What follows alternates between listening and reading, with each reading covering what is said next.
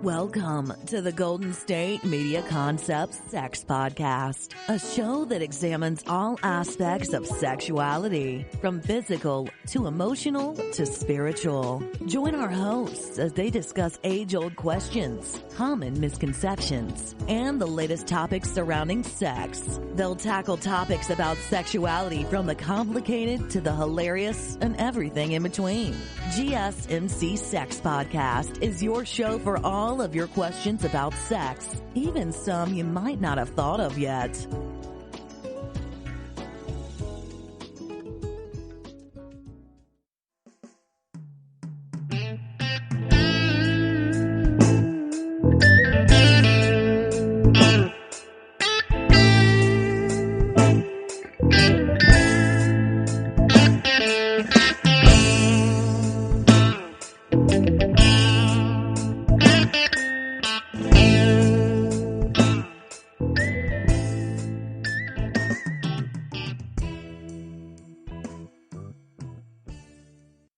Thank you for tuning into the GSMC podcast, brought to you by the GSMC Podcast Network.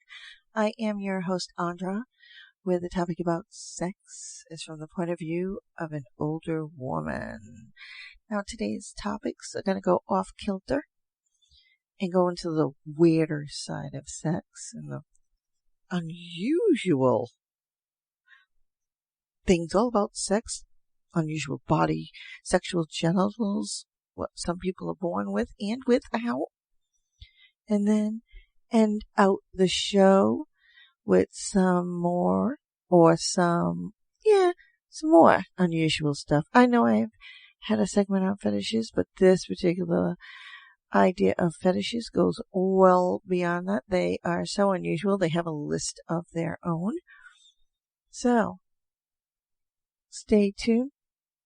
Stay with me, and let's get started. Now, there are a lot of sex facts out there that are really, really fun, or facts about anything. So, let's start out with those, and then work our way into the weirdness. Knowing, as I always say, is a lot. Being educated, know about your body, what it can and cannot do, consenting, and all of that good stuff all wrapped in one. A little bit of knowledge can go a very, very long way in anything that we do. So do educate yourself. So obviously you know that sexual knowledge is also a good thing. Knowing your body, knowing what it can do, knowing how to push those little limits of the sexuality and the sexual response and all of that good thing. So there is always taboo in there, but taboo can be fun sometimes. So let's start off, the first fun fact, or sexual fact, shall we call them, is that we as humans, when we go into sex, humans go through a 4-phase sexual response cycle during intercourse. And I'm sure there's a lot of you out there that already knew that. But I'm assured it does not make it fun if you come up and you watch it. But if you took that sexual act and broke it down, this cycle is a series of events that happens to your body when you become sexually aroused and engage in sexual arousing activities. So if you knew or you know about these and you look at them and you study them and educate yourself, you could probably control them and prolong those cycles that you want a total enhancement with. And I'm sure it can be done, because there are people out there that probably have. Now, the first stage is the excitement stage. Come on, we get a lot of, checking out. Ooh, we're a little excited. Let's play some foreplay. Then it's followed by the plateau, where you got that sexual arousal to that point. You can't hold it no more, and you just want to burst out in orgasm. So, which is the next stage? And then the final stage, obviously, is the resolution, and you're coming down. There is no definite beginning or end with each phase, so that's where the educating comes in, where you can kind of control and tweak and find ways to prolong each stage.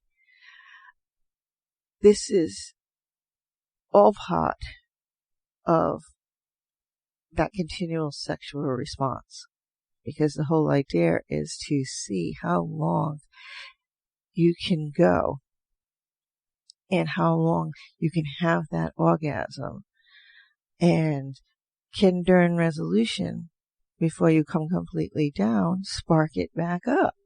So there are things to look at.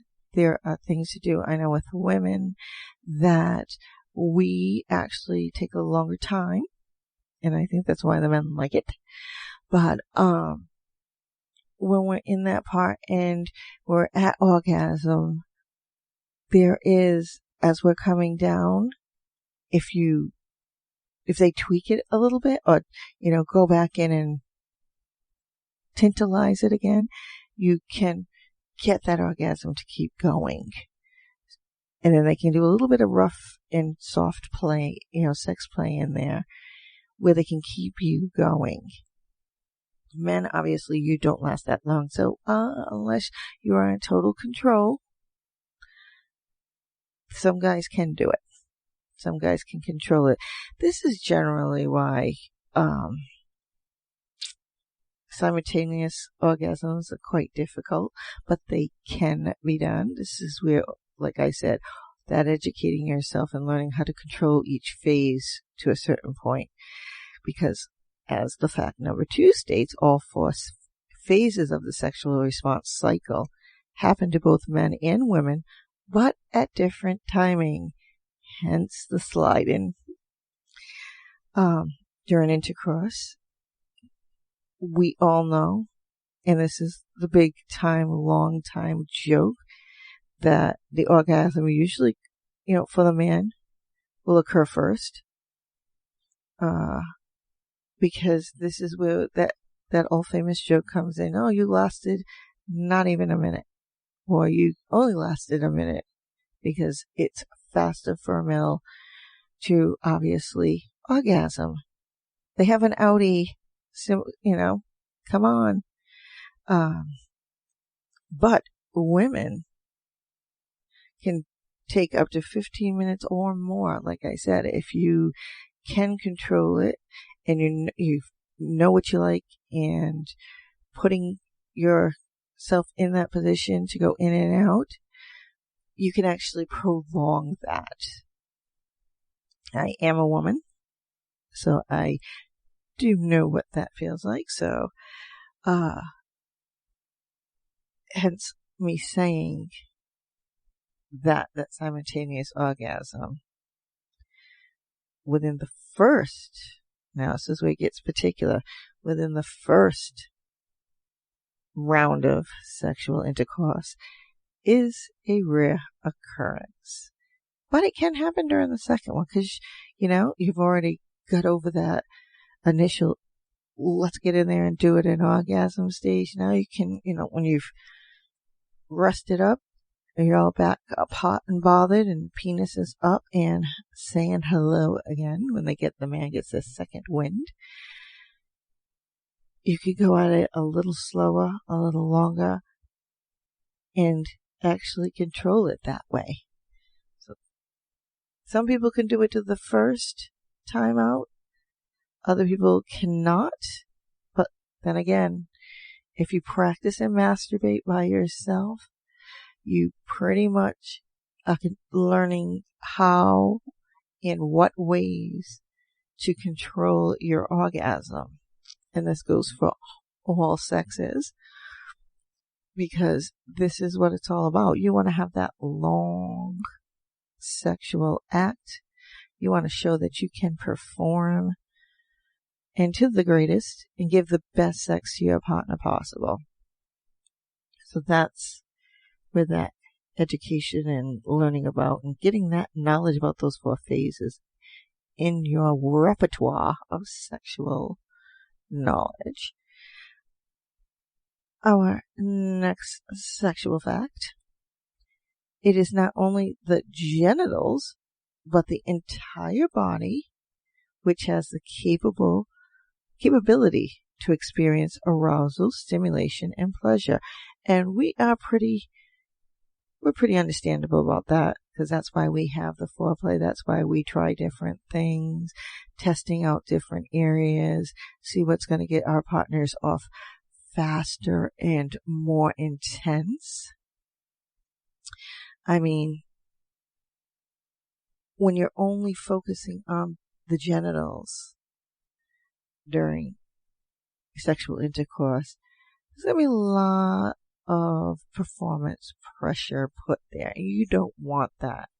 So it is very good to work on the whole body and have different stimulations all over that little body, so that your genital centered, like the clitoris, or anything like that, gets really, really sensitive, or your whole body gets so sensitive, because, the whole thing is that genital centered coitus is a common cause of having very dissatisfying sex. And this even happens in long-term relationships, and this isn't what you want to happen. You want to be able to have fun. You want to be able to talk about that awesome thing your partner did to you during sex. Do it again. So think about these things, educating yourself, and don't focus just solely on the genitals. Yes, they are our end all, and where the ejaculation comes from, and coming, and all that enormous feeling and sexual pleasure comes from. But other parts of the body are going to feel jealous if you don't pay some attention to them. Because our torsos for men, our nipples, even nipples on the men, are very, very sensitive. And like we've played with, a little nipping on the neck, playing with the scrotum, playing with the anus, give it a little light love tap here and there on the buttocks. Just taking a feather, getting that feeling, toes, feet, you name it. Every part of our body has a nerve in it. At least I'm pretty sure they do. And I'm almost 100% sure with that.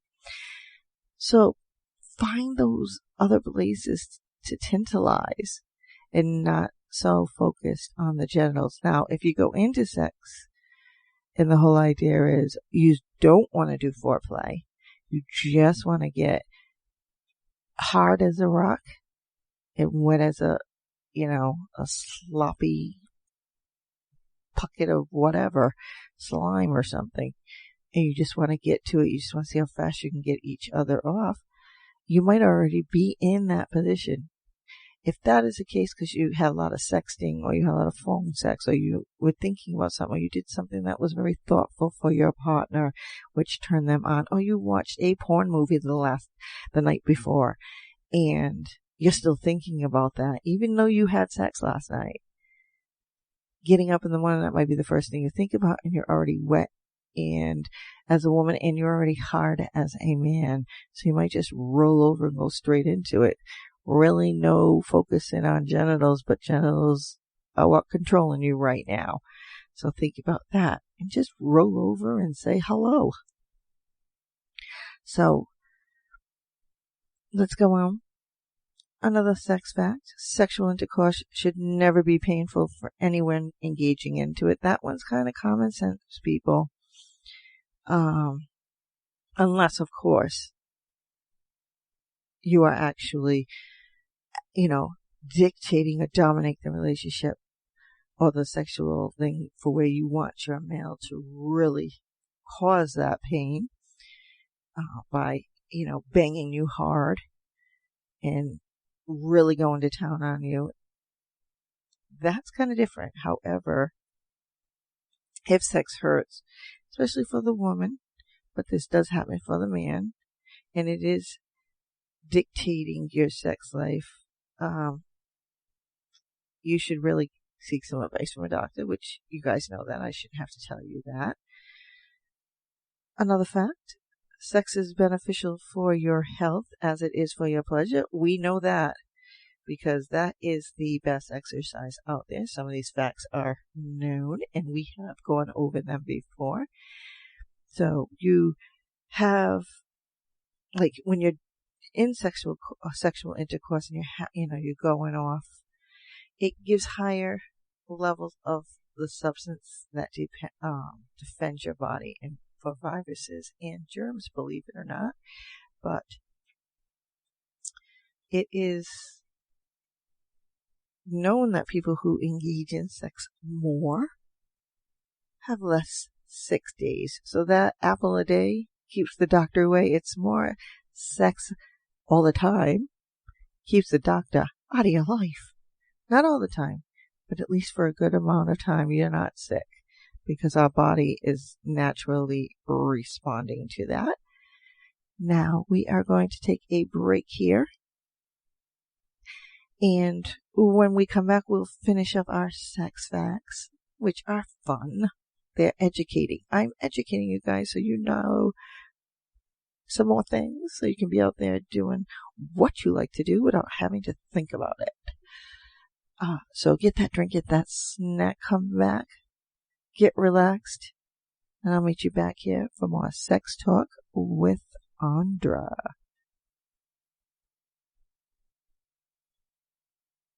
Still on the search of that one true love?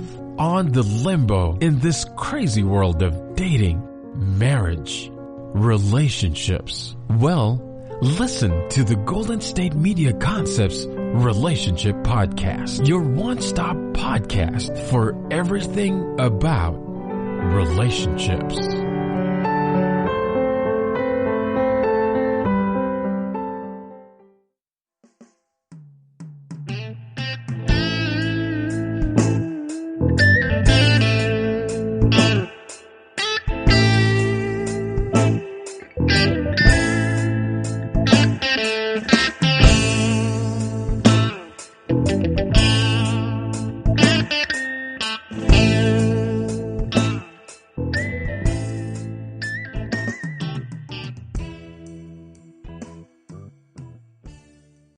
Thank you for tuning into the GSMC podcast, brought to you by the GSMC Podcast Network. I am your host, Andra, where the topic about sex is from the point of view of an older woman. Now, welcome back, all my little honey devils, to our lovely topic about sex facts. Now, we started out the last segment with sex facts and the 4 phases of that sexual arousal to educate yourself so you make it last a little longer, or how to control those stages. And the best way to do that is through masturbation. Obviously, that is always a good place to start, because you get to learn about yourself and what works and what does not work for you. Do not make it genital focus. Too much pressure when it comes to performance. However, if it's just one of those, you're already hard, you don't need to be sexually aroused or anything, just want to get in there and do it, go for it every so often. That is fun. No thinking involved. Just go in, let the penis lead the way, and into the vagina you go. Partner will probably be waiting for you. Fact, which you all also know, which is very, very important to know, if it is painful from either person, and this is something new, and it makes it very uncomfortable, not the painful, like, bang me harder, baby, painful, because that is there. That is always fun to have some rough sex in there. But this is painful in other ways. Please do consult your doctor. That is not a fun thing. Yes, men do ejaculate first before a woman orgasms.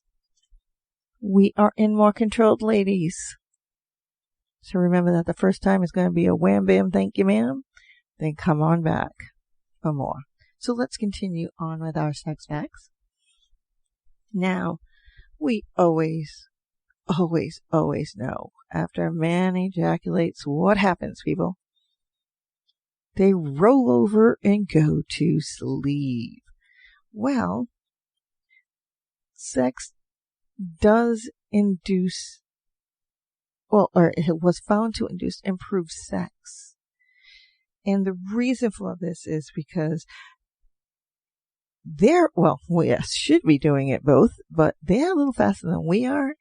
So they relax quicker after sex. And you get a really nice, good sleep. Your whole body is relaxed. After sex, orgasm releases prolactin.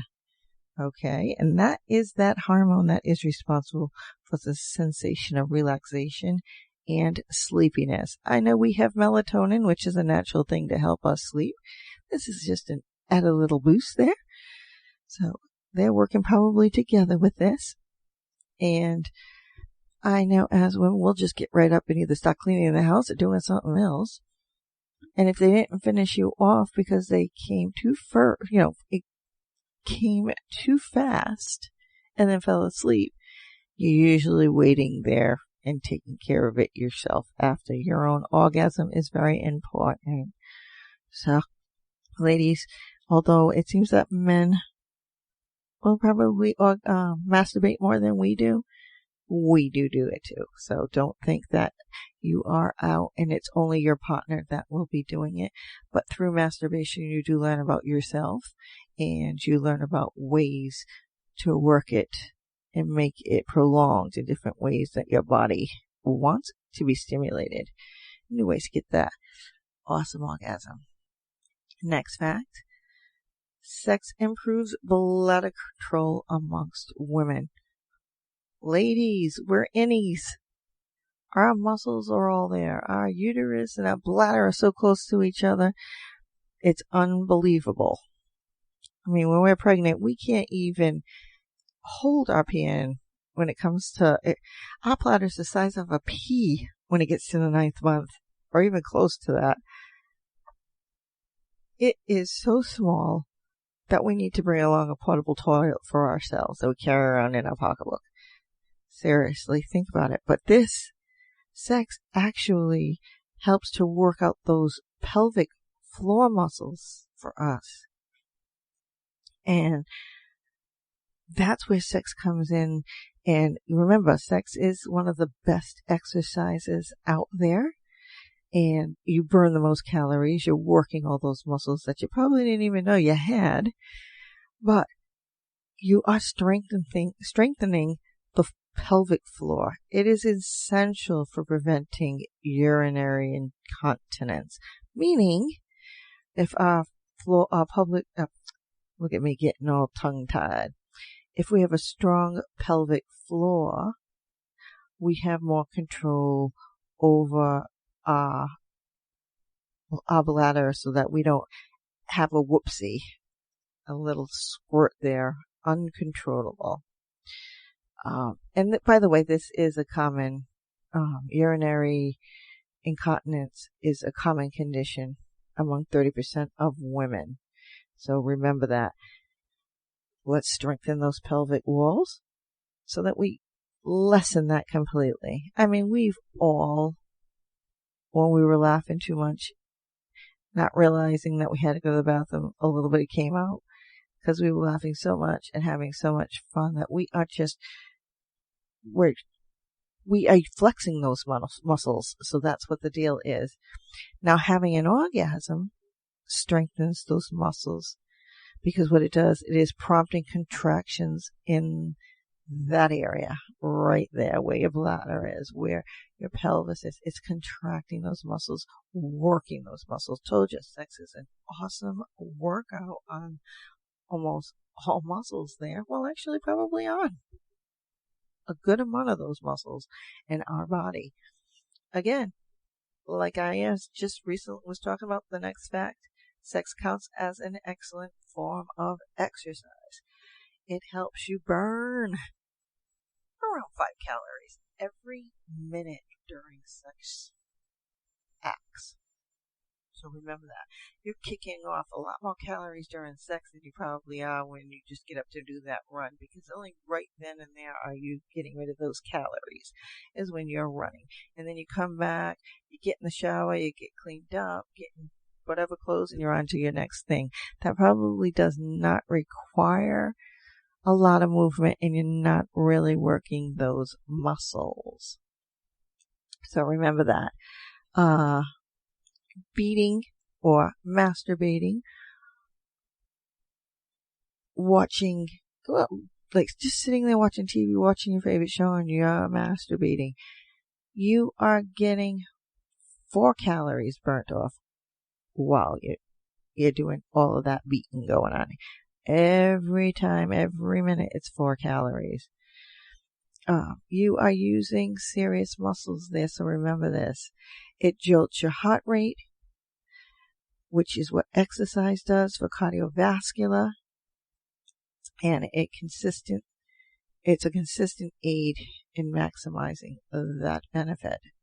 So remember, the more sex, more exercise, more burned calories. Masturbating as well, you're 1 calorie less than actually having sex, but please, you're using all kinds of muscles during sex. So get your workout for it today. Even if you get up and say you're going to go exercise and you're going straight to the bed and working at an orgasm, just sexually, I don't know, have the best sexual intercourse you possibly have. Beef it up some, works off more calories. Having sex frequently increases the quality of a man's sperm. Very, very, very good to know. Again, education. It increases fertility and reduces the chances of DNA damage. And I know you guys really like your little fellers to bring home that little person, that mini-me of you, shall we say. Men, now, I'm assured all these letters stand for something. Heaven only knows what. But ESHRE, they claim that men who ejaculate or have sex daily produce semen of higher quality and viability than those who do not. So we got to get them exercising too, Get them screwing them, exercising, getting them out there, that little spermy guy, those little tadpoles. This is very good, obviously, for those couples who want to conceive, but having a little bit of problem with fertility. So remember, please have lots of sex, masturbate a lot, get those little boogers whirling, get those little guys just in there working, because the more you do that, the more you sex little spermy wormies you're going to have, and that little kid will come out, or your little heir, shall I say, be well on the producing table in no time. Now, your brain, this is another fact, your brain might have an influence over the number of sexual partners that you have had or will have, believe it or not. This was a study that was done that when shown sexual images, people who showed more brain activity during that watching tend to have more sexual partners. Obviously, you're thinking about it a hell of a lot more. And masturbation is not doing it for you. Just to put it plain and simple. Masturbation is not working for you. So, it shows more sexual urges. But this may vary from individual to individual, so remember that. It may just be right there when all this is happening. Heaven only knows. most women are not able to climax by vaginal intercourse alone. Well, we all know that. Instead, there also needs to be, some clitoral stimulation to reach that big O. Some women, it's their nipples. Some people, it's something else. So remember, there are other body titillations that are working in tune with the genitals there. Abstaining from any sexual activity for 3 weeks might just be the trick for the ultimate orgasm. Well, maybe. Because if you can go that length of time, that's going to be a real quick orgasm. All 4 phases are going to happen in one sitting, one time. This amount of time is how much it takes, believe it or not, for a rise in testosterone levels and a boost in the libido. So, yeah, that 3 weeks might be quite helpful, but I don't think, unless we're really planning on that because you really want a good orgasm and a big boom with fireworks, I don't think that you're going to be waiting 3 weeks for it. So I'm assured if you're horny, you're going to have it. When women whose vaginas have direct exposure to semen turn out less prone to depression. Well, let's see. Well, the way it's explained is that in a more direct approach, it means having sex without using a condom. See, there's a little trick there. A condom. That it shows that semen has mood-altering hormones, which the female body absorbs through the vagina. Well, that's the whole idea of when we're like sponges. Things absorb into our body. We absorb them in. And sometimes we absorb bad things. However, in this case, it's pretty damn good. So, but if this is a first partner that you're being with, remember, please have safe sex. Think about it. Talk about it. All that good stuff. Consent, big here, when you're not going to be using a condom. But you've been together forever and ever, or for some time. Obviously, that condom, with or without, might just be one of your sexual turn-ons. So it's really not required, but do still practice safe sex. Now,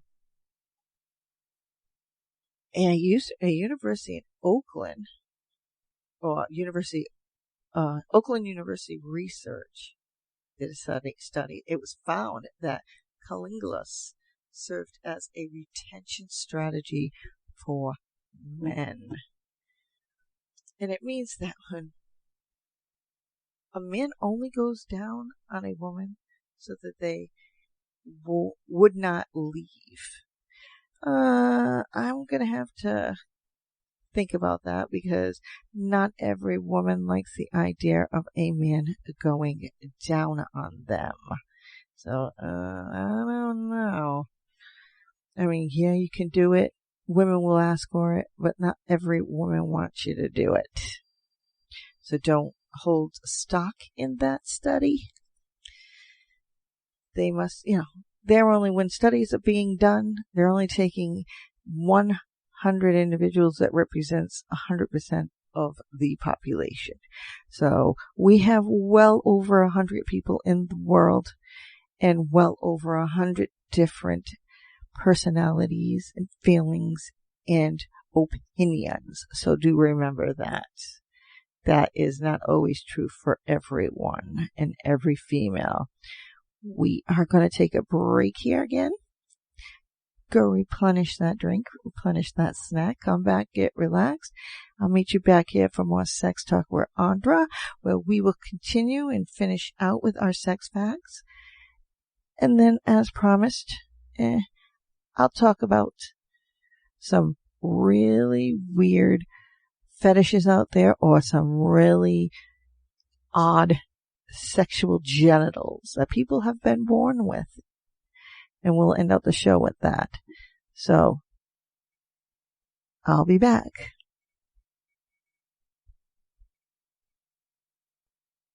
Tired of searching the vast jungle of podcasts? Now listen close and hear this out. There's a podcast network that covers just about everything that you've been searching. Hey! The Golden State Media Concepts Podcast Network is here.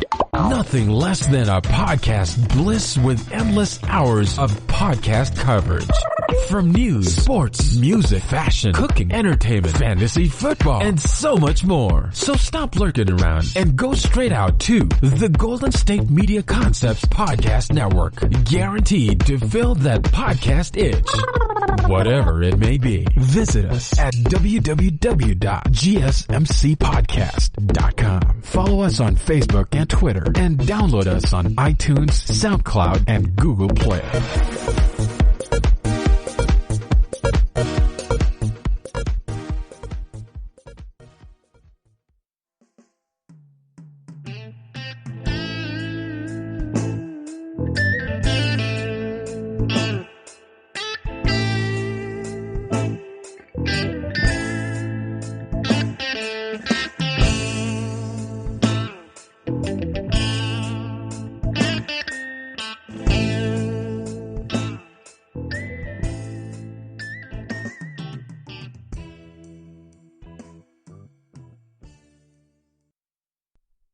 Thank you for tuning into the GSMC podcast, brought to you by the GSMC Podcast Network.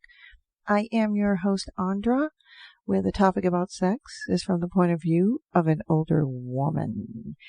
Now we are continuing with our sexual facts, and then ending up with some weird fetishes and some unusual sexual parts to end out the show.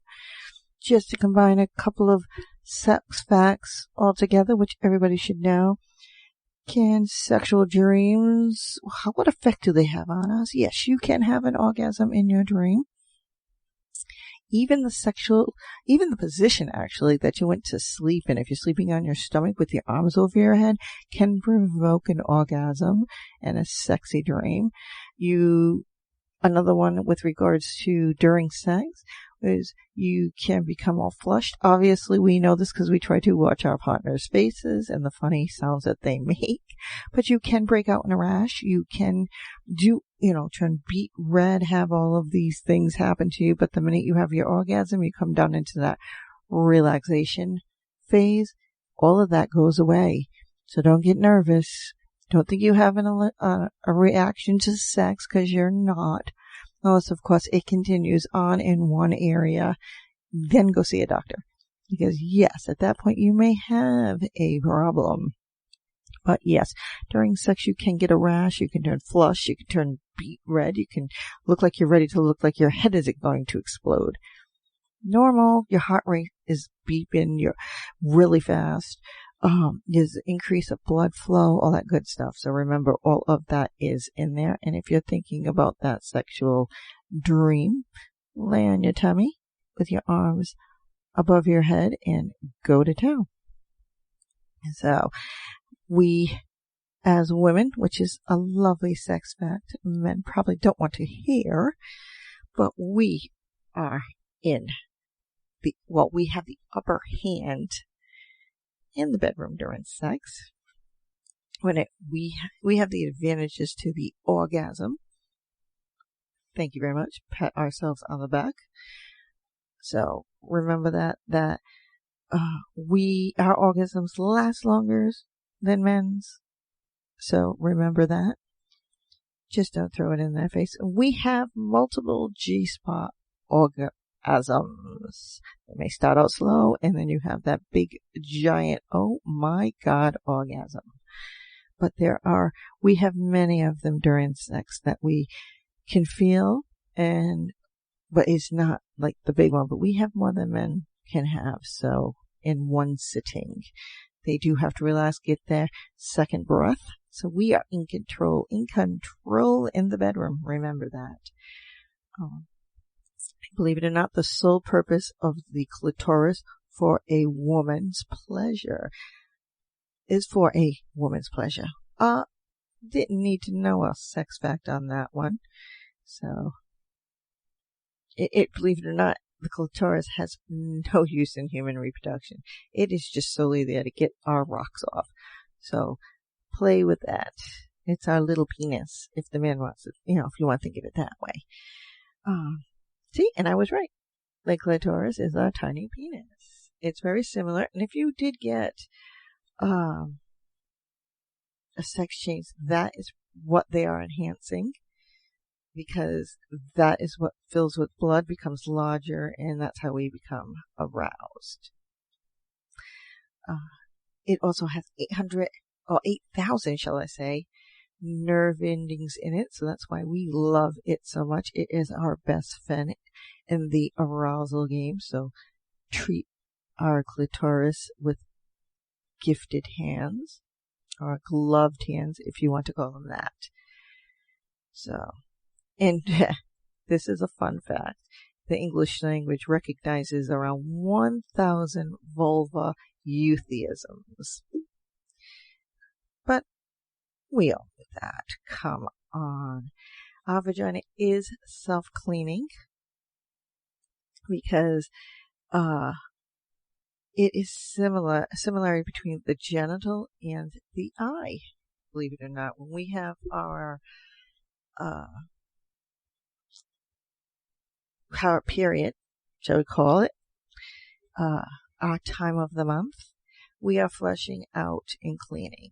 So that's how we are cleaning. That's the way our bodies are cleaning.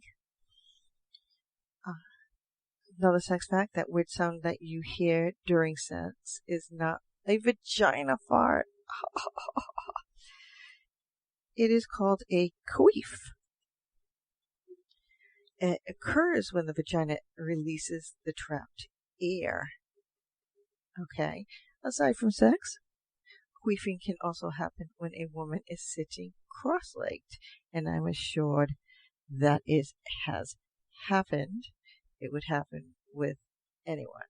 It doesn't emit any smell or anything. It just happens when we're crossing our legs, or the way we're sitting, or whatever. Our vagina is just releasing some extra air we got there.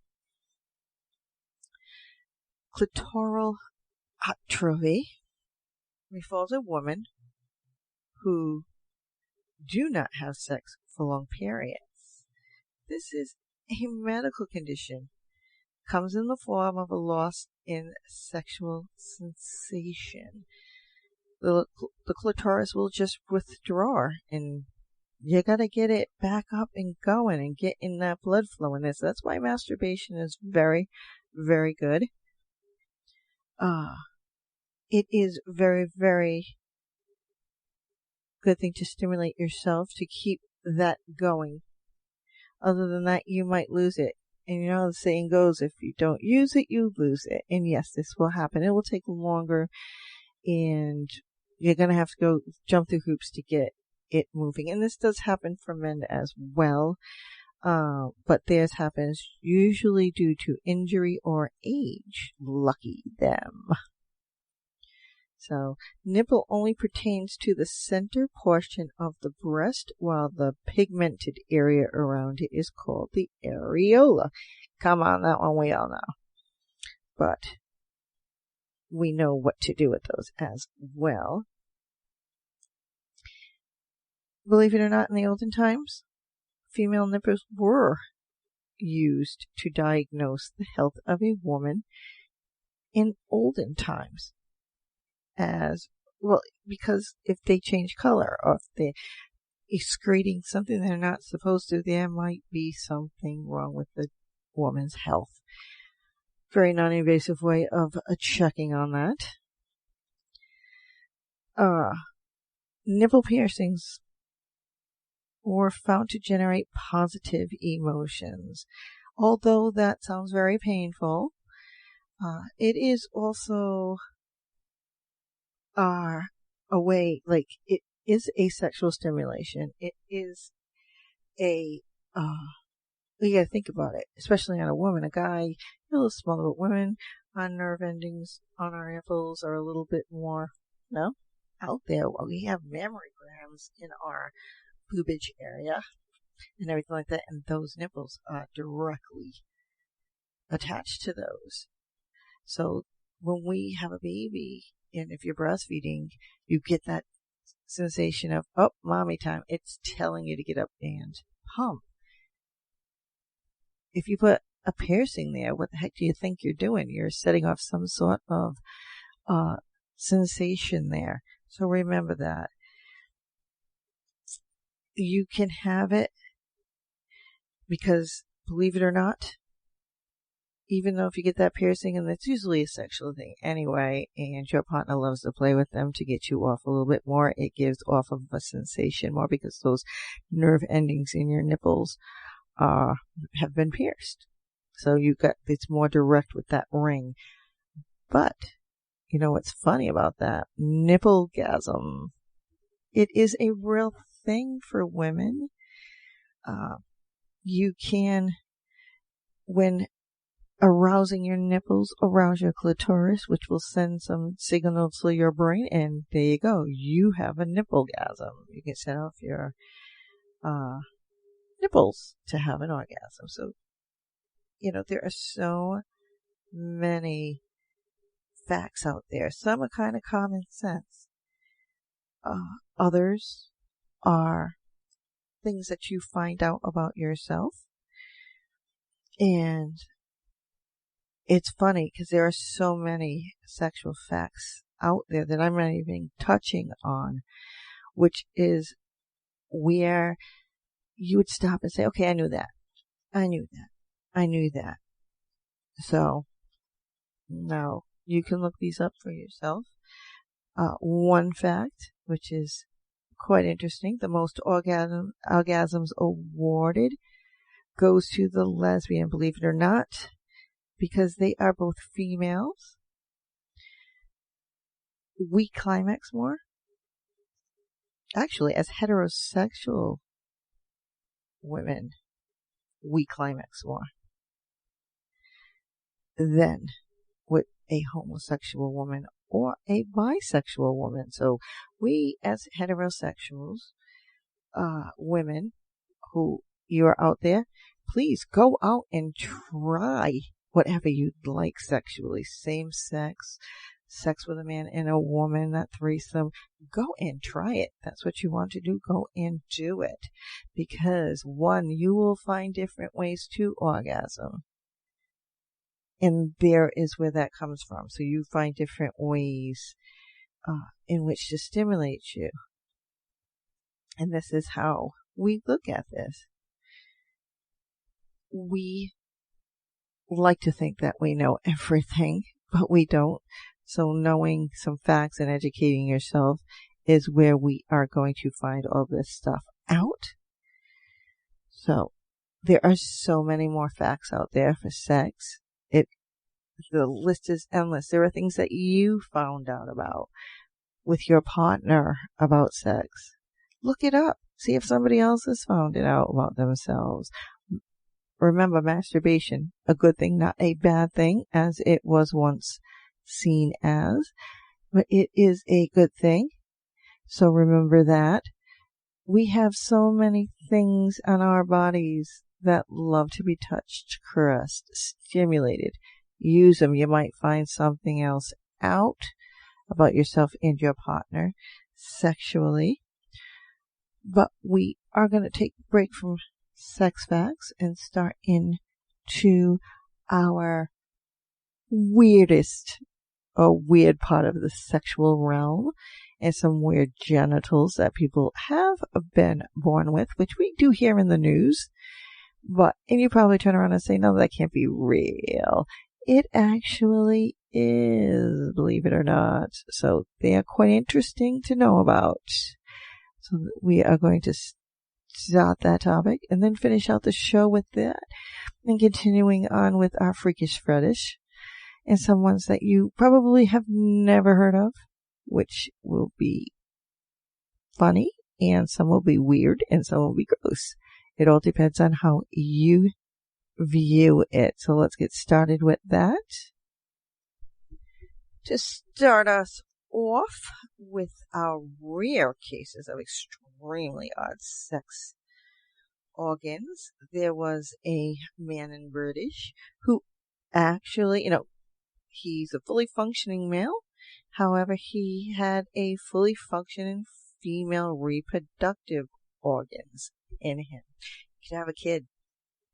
So I'm assured he probably is entertaining that if he has not already done so. But he has a full uterus, cervix, ovaries, fallopian tubes. He has both, so why not? There was a woman who has 2 sets of sex organs. There were 2 vaginas, 4 ovaries, etc. So you know how that goes. And this condition is actually known as uterus didelphys. Okay, it is quite rare. This particular one is not completely rare. I have heard of women who have this next oddity of a sex organ. A woman who was born with 2 wombs and gives birth out of each one of those wombs. It can be done at the same time. However, I know of one rare case, a woman who did have 2 wombs, had a regular sized uterus and all of the stuff that goes along with it, but had a smaller one to the side and would always lose, whenever she would get impregnated with the smaller uterus, the baby would die. So there are ways to look at it. If you have 2 normal ones and they fit in there, well, go ahead. You're probably having twice the amounts of babies. But be well assured that that can happen. Okay? So, next is persistent genital arousal syndrome, PGAS. It is a rare disorder, but it actually makes sufferers sexually aroused, basically sometimes to the point of orgasm without any feelings for sexual desire, just shut your body off. And sometimes it's very difficult to maintain because it gets into the, it'll interfere with your life and things that you everyday activities and skills. Obviously, there was a worst case of this ever documented, as known to have orgasm up to 500 times a day. All of you might think that that is a good thing, but not for that individual. Very hard to keep down a job. Then we have a man. This guy goes by the name of Diphilia Dude. No, Diphilia Dude. I'll go with that. Has 2 penises. Apparently wrote a book out there. And this particular condition actually affects 1 in 5.5 million men. So remember that. These conditions are real, believe it or not, and they are rarities in this world, but they do happen. We've all heard of the hemophiliac? No, not that one. The person who has both a penis and a vagina. That is becoming much more common, believe it or not. And I do know somebody who has a friend with that particular genital hermaphrodite. That's what it is. I knew I'd get it right after a while. I don't know why I have the other one in my head, but hermaphrodite. That one is becoming quite more popular. Hey, it might be in the food we eat. It might be within the chemicals and the pesticides that are setting off the DNA or the genetics or whatever in our body. So remember that these things are real. There is a condition or syndrome that is called the Rokitansky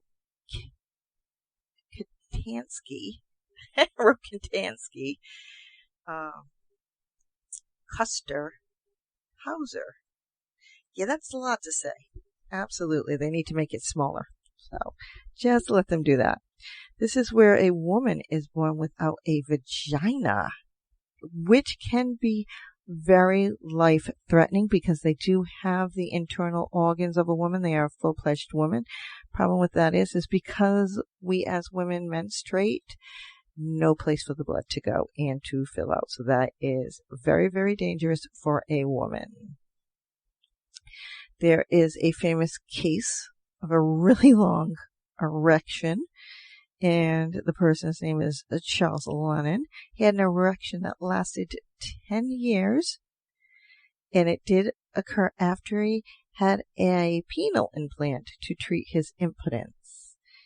I don't know if he was upset with that or not, but hell, if he can have sex every day to get it down, I don't know. There is a woman out there. She goes by the name of Norma Stitch, and she holds the Guinness World Record for having the largest natural boobs. Now there is a man. He tried to raise $1 million necessary to have surgery to have his 160-pound scrotum removed. Now, I believe there's a name for this. Elephant testicles, I think it's called. It is a condition. However, his might be natural, but he did end up having the surgery. A surgeon did it for free in 2013. Kudos, and feel very good. I hope he feels better.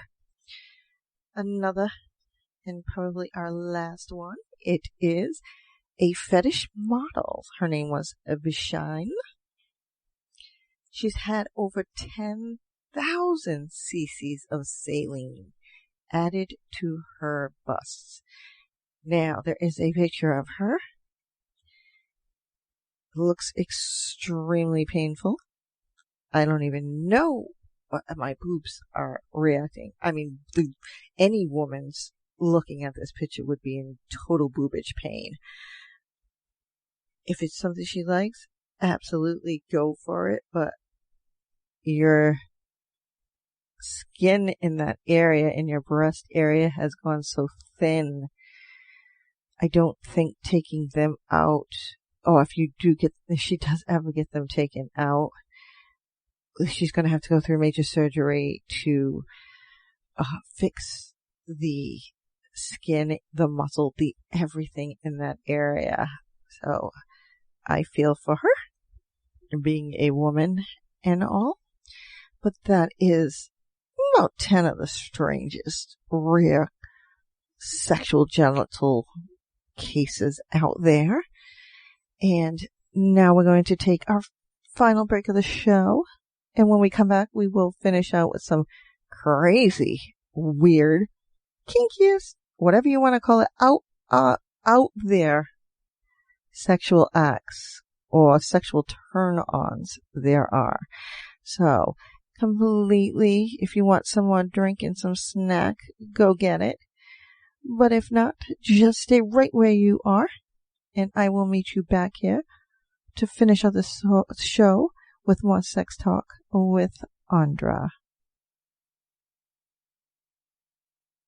Are you tired of the same old news? Are you sick of the seemingly endless political spin and negativity? The GSMC America Still Beautiful podcast is a weekly news podcast covering all the top positive and uplifting news stories. We cover stories that will inspire, uplift, and remind you of the good in the world. Tune into the Golden State Media Concepts America Still Beautiful podcast to get all the great and positive news stories of today. Download the GSMC America Still Beautiful podcast on iTunes, Stitcher, SoundCloud, Google Play, or anywhere you find podcasts. Just type GSMC in the search bar.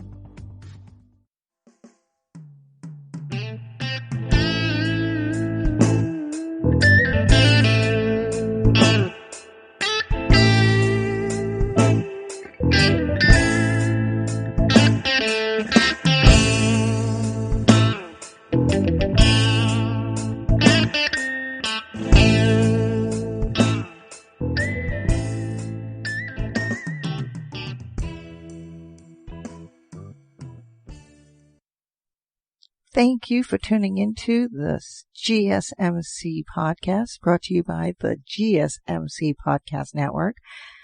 I am your host, Andra, where the topic about sex is from the point of view of an older woman. Now, we're going to finish out the show as promised, and as I have started in the last segment with some freaky sex, anything really, from sexual genitals to where we're going to end out with some really freaky fetishes sexually. Now, I have touched on fetishes, but they were common fetishes, all fetishes you probably have heard of, and are not really uncommon nowadays. Back in the day, all fetishes were uncommon. Anything you did was uncommon, aside from getting married and having sex to make children. So that was like the normal thing. But, I mean, there are some freaky fetishes out there that I've never even heard of. I'm sure a lot of you out there probably have heard of these. I haven't, and there's probably some that you haven't thought of or heard of. So, let's get started on our freaky sex acts that are out there. Now remember, it really differs from person to person. What's freaky to us or to you in general may not be freaky to somebody else. That might just be their total sexual turn on. So do not judge an individual by their likes, because that is what makes them who they are. It might not be a fit for you, or it might be something that you wanted to try. We got to look at it that way. Everybody's thoughts are different. The common ones, the foot fetish. Come on, that's like one of the biggest ones out there. The hand fetish is out there as well, which is also listed, but that's kind of sort of a common one. But there are a lot of weird ones out there. So let's get started. And I'll probably say some of these wrong, and they probably all end with the word philia at the end of it, hence meaning fetish. So, and or some kind of phobia or whatever. But vulvariphilia, probably saying that completely wrong, so I will spell that out for you, because I have never heard of this. They need to put this is how you spell it next to the words. It is VORARE, philia. Okay, and this is an abnormal sexual condition characterized by the tendency to become aroused by the idea of eating someone. And I don't mean being eaten out or going down on someone. The idea of being eaten by someone or by witnessing a cannibalistic scene. So this is very, very strange, but it is something people are turned on by, whether it would be criminalized or sexual. It is there. Individuals who have this paraphilia are commonly referred to as vors. So that's where the beginning of that comes out from. Hybristophilia. Now, this is an abnormal condition in which sexual desire and climax occur in response to the knowledge that one's partner has committed a heinous act, such as infidelity, lying, a criminal act, such as rape, murder, or robbery. And hence, there is your criminal aspect of the fetish. It's so weird. They just kind of sort of go one into the other. Now, this one, obviously, most people have probably heard of this, so I probably won't go into specifics with this, but diaper bondage. It's a form of submission that involves role play in which the adult regresses into an infant-like state. So I don't think I have to tell much more of that one. Most people do know what that is. And it really goes on this, everything with the fact that the baby breastfeeds, the adult wants to breastfeed, watching that the baby can do things that as an adult you'd get slapped in the face for, basically. But it does go a lot deeper than that. I am just basically giving a slight idea. Sleeping sex is the next one, which is sexsomnia. It's a rare sleep disorder that prompts an individual to seek sexual activity in their sleep. It's not just an erotic dream, people. Okay? Most of the cases that have been reported with this basically involves men. However, both males and females may initiate sleep sex. So one of the partners needs to go to sleep and be asleep. So that's what that is. And that kind of actually just kind of borderline sleeping with dead people. The whole thing is they're not going to wake up. And I think that is necrophilia. Not exactly sure, but I'm assured it's on this list.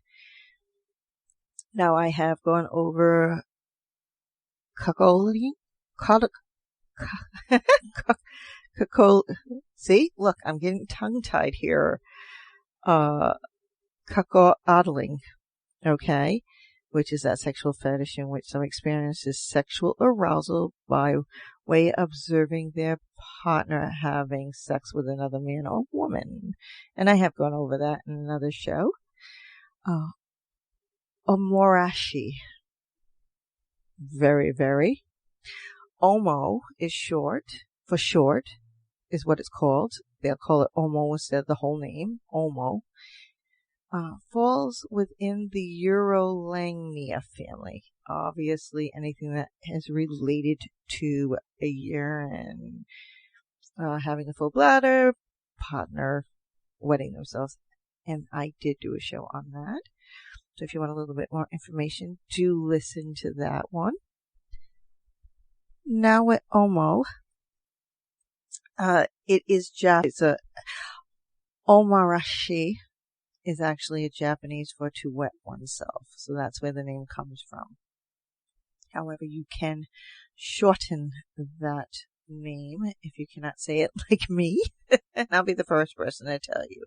I have no qualms whatsoever with that. So, obviously the next one is not an uncommon fetish, so I'm not going to go fully into it. Spanking art, and it does fall under bondage, discipline, submission, and sadomasochism. So you guys know what that means. I don't think I have to explain it anymore to you. Somnophilia is erotic arousal dependent upon the act of intruding on a stranger mid-sleep or waking someone up with erotic caresses. So basically, I can't see this as a fetish. Come on, people. Think about it. When your partner's asleep and you're watching them sleep, you just woke up, you have a hard on, or you're wet. What do? You go to your partner, you start caressing them while they sleep in an effort to wake them up and continue that act and get your rocks off. So, hey, I don't see that as a fetish. I think that's something everybody does. You probably don't even realize it. Obviously, there has to be, if this is the only way in which you'll have sex with your partner, well, then I think that's when it goes over the boundaries of that and really need to reevaluate your relationship with your partner sexually. Next fetish, which I don't think is that odd, because I think I've heard it in passing, is My Little Pony sex. Obviously, this is the adult male fans of My Little Pony. And they are colloquially known as bronies. While not all bronies associate this cartoon program, obviously, My Little Ponies was created for children and not for sex. There is a fetish where a role play will be played out of My Little Ponies. Although it makes you want to look at the shows that you show your children now. I don't know. You might want to really think about that. So, next one, teratophilia. sexual fetish that involves being attracted to people with physical deformities. Nothing wrong with that, but if that is all you are attracted to and you want to see how sex is with that individual or how they perform sex overall, that's when you're going over the borderline into that fetish. So remember that. And it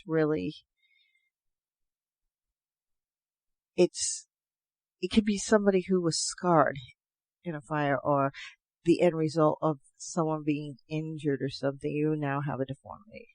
So think of it that way. We have these where we don't even stop to think, oh my God, you need to realize that everybody has a fetish. It may not be sexually, or it may be sexually, or you didn't even realize that oddity that you were attracted to actually turns you on. So we all have a fetish in an odd way that we are probably not even aware of. So you got to start and back it up a little. Now, coprophilia or scatophilia, which is also known as scat sex, it is a sexual fetish rooted in a fixation with feces and defecation. I don't think I need to explain that anymore to you guys. I think the name and the description explains it enough. Then you have dendrophilia or arbophilia. It is a sexual attraction to trees. And the term dendrophilia literally means love of trees. You're turned on by the combination of the textures, the roughness of the bark, the contrast in the leaves, anything tree related. So, not a problem. I love trees. I don't know how far I go with that, but I know everybody has something. We all have fetishes. I just love nature in general because one raised out on the reservation, you have an appreciation for it, but I don't think it goes sexually born. However, there are those individuals where it does go beyond that, where the total feeling of a leaf will just across the fingertip, the fingerprint pads of their fingers is, either rough or the smoothness will be a total turn on to them. So that's where that particular fetish comes into. Obviously, breathe play, which is that restriction of oxygen to the brain to achieve the heightened orgasm. And we know how ways in which that comes out. If you want to know a little bit more on that, please, 1, do your own research, but 2, I did cover that. It's an erotic pleasure, where there's choking involved and things like that. Erotic asphyxiation is what is actually called.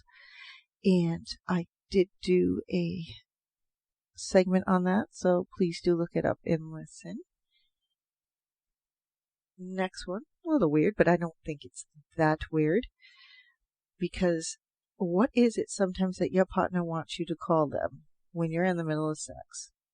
Daddy. So there are those things. This next fetish is daddy kink or daddy dom. Daddy kink is obviously sexual fetish that involves submission, domination, play, during which the submission refers to as their partner as daddy, and everybody knows that one. Pee fetish, we know what that is, that lovely golden shower. Some of these are things that you have heard of, like I told you in the beginning of the segment. These are fetishes that you have heard of or have seen or go and use yourselves, or act out yourselves. Cum fetish, they're aroused by the act of coming on their partner. Obviously, some things are called, there's the pearl necklace. Everybody knows that one. This one, mechanico Mechanicophilia. Well, obviously, the beginning, machines. And it's a sexual attraction to machines. Airplane, car, bicycle, helicopter. Mile High Club, people. Macrophilia, or giantess sex. Now, with that is an abnormal sexual condition that involves being attracted to and aroused by someone who is much larger than you are physically. Now, remember that a really, really tall person with a really short partner. Pedal pumping, revving. It's a subset of the foot fetish where you push on the gas pedal with a masturbation rhythm. So as you're in the car and you're pushing on that pedal, you're masturbating to that revving sound. Balloon fetish. Really, it's also called lunars. Sexually attracted, incorporate them into their sexual lives using balloons. While they find very creative ways to have sex with balloons, others simply enjoy sight of their partners sitting on a balloon and popping it. Very, very simple there, people. Chlorophilia, or hand fetish, which I mentioned earlier. Just watching somebody wash their hands is a royal turn on to someone. Sensation play. Come on. Fundamental cerebral and center of power exchanges. Think domination and submission with those. Silk scarves, ice candle wax, the massage oil, the feathers, and things, which are very, very enticing. Extreme feeding, or feederism. Encouragers, as they are called. They take pleasure in funneling excess quantities of foods into the mouth of gainers who are the recipients of that, their partner.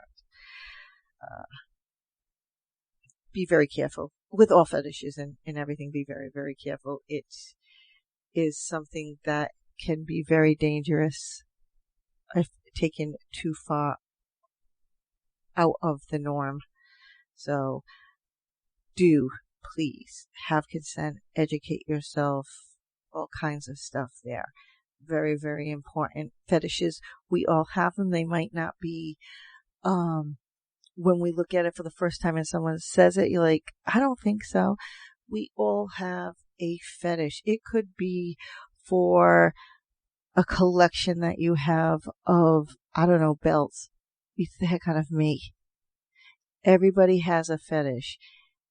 When the fetish becomes a controlling portion of how you do things, and the only way you're going to get off and have sexual pleasure, there's where it becomes way too much for your partner and for what is going on and needs to be reevaluated. If you have a partner that's the same way, and obviously the two of you are not going to see that you have a fetish because the two of you both enjoy it, that is a-okay. But I'm assured at one point in time it might continue and it might be fine. Other times it might, when the partner may have a differing effect after. So, pygophilia, attraction to the human butt. I think, come on, when we were younger, what did you do? You went in school and you felt a girl's behind that you liked. You squoze it. You got your little free feel. Today, I'm sorry, you still look at women's behinds, trying to be slick about it. It's not so much as obvious as it was in the old days, but today we still do it. Come on. Got a nice butt. More people are just more open about it now. So you got to remember these are fetishes that are out there. They are real life fetishes and should be taken with great care.